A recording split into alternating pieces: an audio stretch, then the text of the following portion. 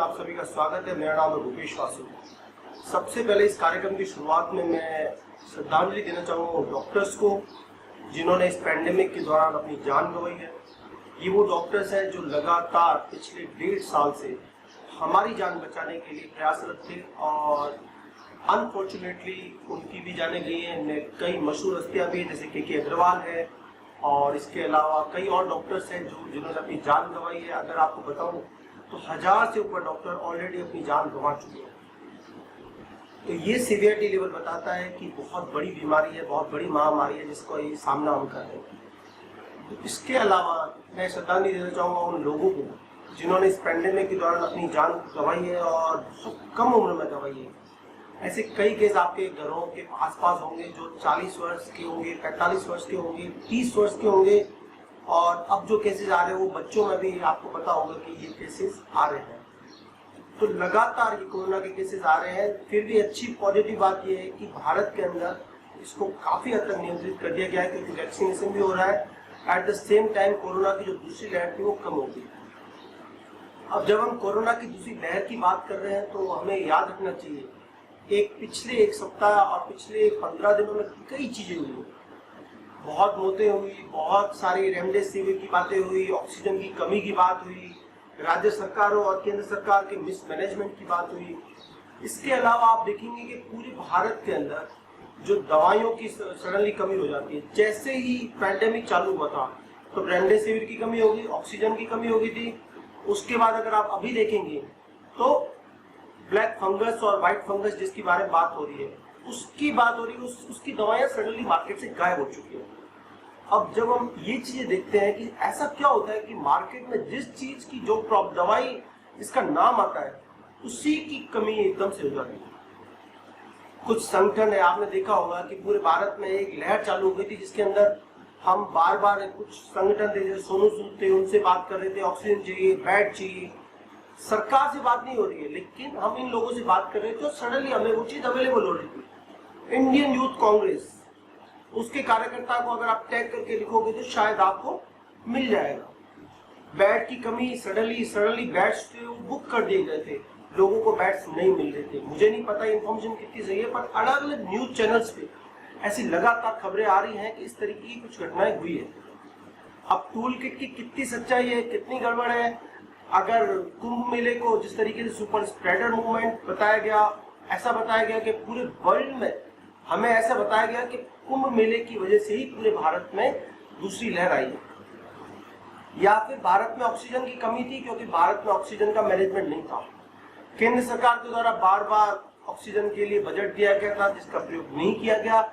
इसके अंदर दोषी केंद्र सरकार और राज्य सरकार दोनों है। दूसरी मैं आपको बात बताता हूँ कि राज्य सरकारों के द्वारा बहुत अच्छे प्रबंध भी किए गए। अभी राजस्थान सरकार के द्वारा आप देखेंगे कि बार बार वैक्सीनेशन के लिए कहा गया, सब कुछ कहा गया और सडनली लोगों की भीड़ जमा हो गई वैक्सीन के लिए। अब जब वैक्सीन की भीड़ हो गई है तो वैक्सीन अवेलेबल नहीं है आपके पास। क्यों? क्योंकि आपके पास इतने लेवल पे वैक्सीन बनाना पॉसिबल ही नहीं था। ये सरकारों को भी पता था। लेकिन जिस तरीके में से इस समय पक्ष और विपक्ष दोनों की तरफ से जो राजनीति की गई है उसमें अल्टीमेटली किसने जान गंवाई है? एक आम आदमी। बहुत से कार्यकर्ता गए, बहुत से लोग गए, बहुत से बीजेपी के विधायक गए, बहुत से कांग्रेस के विधायक गए, पक्ष विपक्ष दोनों पार्टियों के विधायकों की मृत्यु हुई। लेकिन जब हम इन चीजों को एक लार्जर इसका पिक्चर देखते हैं तो हमें लगता है कि कुछ मामलों में तो इस तरीके से जानबूझकर मीडिया में ये सब नौटंकी की गई। अब आपको मैं बताता हूं मैं ऐसा क्यों बोल रहा हूं। जब हम बात करते हैं टूल किट की तो टूल किट को लेकर काफी उसको मैनिपुलेटेड मीडिया बोला गया। कुछ लोगों ने कहा कि जानबूझ के बनाया गया डॉक्यूमेंट था। चलो हम एक पल के लिए मान लेते हैं कि ये एक मैनिपुलेटेड डॉक्यूमेंट था, परंतु क्या विपक्ष के द्वारा कुंभ मेले को सुपर स्प्रेडर इवेंट नहीं कहा गया था? क्या विपक्ष के द्वारा जो किसान आंदोलन है उसको लेकर कुछ कहा गया? जी नहीं। पहला मेरा पॉइंट है, किसान आंदोलन को आप देखेंगे कि आज से 2 दिन बाद 26 मई को एक बड़ा आंदोलन करने की घोषणा की गई। आज से 5 या 6 दिन पहले राकेश टिकैत हिसार में गए थे और वहां पे उनके एएनआई के आप अगर खबरें देखेंगे तो उसमें उन्होंने बहुत लार्जर इवेंट किया था, उसमें लोगों ने मास्क नहीं पहन रखा था, उनकी वैक्सीन नहीं लगवाई हुई है, परंतु वो एक सुपर स्प्रेडर इवेंट नहीं है। कुंभ एक सुपर स्प्रेडर इवेंट है।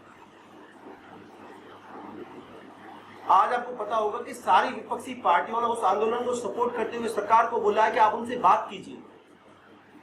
वो सारे विपक्षी दल जो किसान की बात कर रहे हैं, एमएसपी की बात कर रहे हैं, वो एक बार को अभी कोरोना के समय जब उनको पता है कि सरकार के पास रिसोर्सेज कम है, जब आपके पास लोग आसपास लोग मर रहे हैं, आज भी भारत में 2.5 लाख से ज्यादा केसेस हो रहे हैं, तब क्या इस तरीके के आंदोलन को स्थगित नहीं किया जाना चाहिए? यदि Kumbh Mela super spreader event था तो एक किसान आंदोलन उससे बड़ा सुपर स्प्रेडर इवेंट है, लेकिन इस बारे में आपसे कोई बात नहीं करेगा। दूसरा, टूल किट के अंदर आपको पता होगा कि टूल किट में जिस तरीके से बातों को उठाने की बात की गई थी, लोगों को बोला गया था टैग करो, सोशल साइट्स पे लगातार एक माहौल तैयार किया गया था कि रेमडेसिविर आपको चाहिए तो आप पर्टिकुलर पार्टी के लोगों को ही संपर्क करें। रेमडेसिविर या किसी भी दवा को जिसको डब्ल्यूएचओ ने भी अपनी रिकमेंडेशन से हटा दिया, ये वीडियो आपको दिखेगा, आप उस वीडियो को ध्यान से देखिए। डब्ल्यूएचओ खुद कह रहा है कि रेमडेसिविर एक इलाज नहीं है। आज आपको मैं बता दूं कि टाइम्स ऑफ इंडिया में एक आर्टिकल आया है जिसके अंदर एक बहुत बड़े साइंटिस्ट है, रिसर्चर है, उन्होंने रिसर्च करके ये बताया, यूएस के रिसर्चर है, इंडियन रिसर्चर है, उनका नाम आपको शो हो रहा है यहाँ पे। अब आप जब उसको देखेंगे तो आप देखेंगे वो कह रहे हैं कि भारत के अंदर जो दवाइयां थी, मैं स्टेरॉइड्स की बात कर रहा हूँ, स्टेरॉइड्स का बहुत गलत तरीके से प्रयोग किया गया था। हमें आपको बताया गया कि आप एजिथ्रोमाइसिन लीजिए, आप इनवर्टिन लीजिए, आपको कई ऐसी दवाएं प्रिस्क्राइब की गई थी जो उसमें रिक्वायर्ड ही नहीं थी और उनकी एफिकेसी का कोई डेटा अवेलेबल नहीं था। स्टेरॉइड्स का लेवल तब यूज होना चाहिए तब वो हाइपोक्सिया लेवल पे जाता है, यानी उसकी ऑक्सीजन का लेवल बहुत ज्यादा कम हो जाता है, जब आपके पास कोई और विकल्प नहीं रहता है तभी आपको स्टेरॉइड्स दी जाती है। परंतु भारत में लोगों ने रेमडेसिविर उनको भी दे दी जिनके 80% या 85% आ रहा था एसपीओ2 लेवल। अब उस मौत का कौन जिम्मेदार? आप बाबा रामदेव से आपने माफी मंगा ली, बाबा रामदेव ने जो कहा उससे कुछ लोग सहमत होंगे, कुछ लोग नहीं सहमत होंगे, परंतु जब हम भारत के अंदर बात करते हैं कि सभी को स्वतंत्र है, बोलने की स्वतंत्रता है, तो क्या बाबा रामदेव के पास वो स्वतंत्रता नहीं है? ठीक है, उन्होंने जो बात की आप उससे असहमत हो सकते हैं, आप उसका विरोध कीजिए, और उन्होंने माफी भी मांगी, एक मैच्योर व्यक्ति की तरह, एक मैच्योर योगी की तरह उन्होंने माफी मांग ली।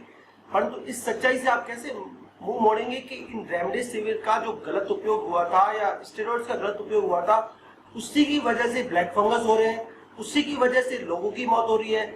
आज लोग 35 से 40 वर्ष का व्यक्ति जो जिसके कोई प्रॉब्लम नहीं थी, कोरोना होने के बाद सडनली उसकी किडनी डैमेज हो जाती, किडनी फेल हो जाती है, उसको कौन रिस्पॉन्सिबल होगा? क्या हम इस मुद्दे पे बात भी नहीं कर सकते? देखिए, डॉक्टर्स ने जो किया है वो बहुत बड़ी चीज है, वो उनके पास जो अवेलेबल था उन्होंने रिसोर्सेज यूज किए हैं, लेकिन 2 वैक्सीन लगने के बाद भी कई डॉक्टर डेथ हुई है, उनकी मृत्यु हुई है। तो वैक्सीन लगने से आप खुद को भी बचाएंगे और दूसरों को भी बचाएंगे, लेकिन आपको सभी विकल्पों का ध्यान रखना है। यदि इस समय आयुर्वेद का अगर प्रयोग किया जा सकता है, होम्योपैथिक का प्रयोग किया जा सकता है, योग का प्रयोग किया जा सकता है, तो प्लीज कीजिए, आप खुद को बचाइए। आपस में लड़ना और इस तरीके से वो कहेगा उससे वो माफी मांग ले या वो कहेंगे ये माफी मांग ले, ये चीजें अभी नहीं होनी चाहिए। दूसरा मैं आपको बताता हूं, टूल किट के आने के बाद और टूल किट की सच्चाई बाहर आने के बाद सडनली आप देखेंगे ऑक्सीजन की कमी नहीं हो रही है, सडनली बेड खाली है, सडनली रेमडेसिविर की इतनी रिक्वायरमेंट नहीं है, सडनली कई चीजों में सुधार हुआ है, जबकि केसेस आप अभी देखें 2,50,000 से ऊपर है पूरे देश में। बार बार आपको ये मॉडल्स बताए जाते हैं, राजस्थान मॉडल और Maharashtra model, Kerala model, Kashi model. मुझे लगता है कि जब तक हम इस आपदा से निकले नहीं, तब तक इस प्रकार के मॉडल्स को बार बार प्रचारित करना और इस तरीके से लोगों में भ्रम फैलाना, ये सब बंद किया जाना चाहिए। और मैं आपको बताना चाहूंगा कि बार बार इस चीज की बात आ रही है कि पूरे देश के अंदर जो टीकाकरण हो रहा है उसमें सबसे ज्यादा प्रॉब्लम क्या हो रही है? वेस्टेज की। राजस्थान पे मुझे गर्व है क्योंकि राजस्थान ने सबसे ज्यादा टीकाकरण और सबसे फास्ट लेवल पे टीकाकरण किया है। पूरे भारत में लगभग 18 से 19 करोड़ लोगों को टीका लग चुका है। एक टीका मैं बात कर रहा हूँ, एक वैक्सीन लग चुकी है, चाहे वो कोवैक्सीन हो या फिर उसके अलावा आपके पास कोविशील्ड हो। लेकिन जब हम वैक्सीन की बात करते हैं तो अभी वैक्सीन की जब कमी हो रही है तो लॉकडाउन ही हमारे पास विकल्प था। आप किस तरीके से इस आपदा से बच सकते हैं, किस तरीके से आप माइक्रो कंटेनमेंट जोन बना सकते हैं। अगर किसी के, अब जैसे आपने वैक्सीन लग गई है, आज एक अच्छी चीज आई है कि 18 से 44 वर्ष के जो व्यक्ति हैं उन्हें टीकाकरण करने के लिए किसी भी रजिस्ट्रेशन की जरूरत नहीं है। वो वहां जाएंगे, डायरेक्ट ऑनलाइन रजिस्ट्रेशन मत करो, आप डायरेक्ट जाओ, वहां पे रजिस्ट्रेशन होगा और वहीं पे आप टीकाकरण करवा देंगे। लेकिन इसके अंदर आप एक चीज देखेंगे, कई जगह पे बहुत ज्यादा भीड़ भी हो रही है। तो इसका क्या विकल्प हो सकता है? तो टीकाकरण के जो सेंटर्स है उसको बढ़ाया जाना चाहिए। इस मुद्दे पे एक और बड़ा मुद्दा है कि जैसे ये सब आ रहा था, देखिए पिछले महीने में जब ये इवेंट बहुत ज्यादा केसेस धीरे धीरे करके बढ़ रहे थे, तब कई राज्यों ने ये कहा था कि जो वैक्सीनेशन है वो उनको देना चाहिए, न कि केंद्र सरकार के हाथ में होना चाहिए। और हमारे कई बड़े बड़े नेताओं ने ये भी कहा था कि केंद्र सरकार इसमें बहुत ही डिक्टेटरशिप वाला एटीट्यूड रख के बैठी है। इसके बाद ये ओपन कर दिया गया। आज उस बात को 1 महीना हो चुका है, 1 महीने से ऊपर हो चुका है, लेकिन अभी भी प्रॉपर वैक्सीनेशन नहीं हो रहा है।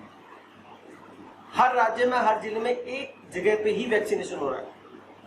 उसकी वजह से लोग इकट्ठा हो रहे हैं, इकट्ठा होने की वजह से हो रहा है, चांसेस है कि वहां पे वो सुपर स्प्रेडर इवेंट बन जाए। Vaccination can be a super spreader event if this happens again and again, but no one is going to talk about it. क्यों? क्योंकि मीडिया, गोदी मीडिया बिका हुआ है। उसको सिर्फ एक ही व्यक्ति को ब्लेम करना है, एक ही सरकार को ब्लेम करना है। अब आज परसों या कल आपने पढ़ा होगा कि पंजाब के मुख्यमंत्री ने बोला था कि हमें फाइजर ने और मॉडर्ना ने देने से मना कर दिया। उन्होंने कहा कि हम सिर्फ केंद्र सरकार से ही प्रोसीजर करेंगे या वैक्सीन देंगे। आज हमारे एक और मुख्यमंत्री हैं, महान मुख्यमंत्री, देश के प्रधानमंत्री की तरह जिस पर बिहेव करते हैं, अरविंद केजरीवाल जी, उन्होंने भी सेम वही बात कही। कोविशील्ड इंडिया में मिल रही है, कोवैक्सीन मिल रही है, लगातार आपको मिल रही है। आपको जिस लेवल पे मिल रही है उस लेवल पे आप वैक्सीनेशन करते जाइए। पहले भी तो 45 प्लस के या 60 प्लस के जब वैक्सीनेशन हुए थे तब उन्होंने आपको बोला था ना कि शुरुआत में आपको जो गंभीर मरीज है उसको देंगे, उसके बाद दूसरों को देंगे। तो अब वो प्रोसीजर क्यों नहीं फॉलो किया जा रहा? अगर आपकी कोई जान पहचान है, अगर आपके पास कोई लिंक है तो आप जाके लगवा दो। जो भारत के अंदर गरीबों की बात करती है वो आज गरीबों को वैक्सीन नहीं प्रोवाइड करा रहे। नरेंद्र मोदी ने प्रोवाइड कराया था।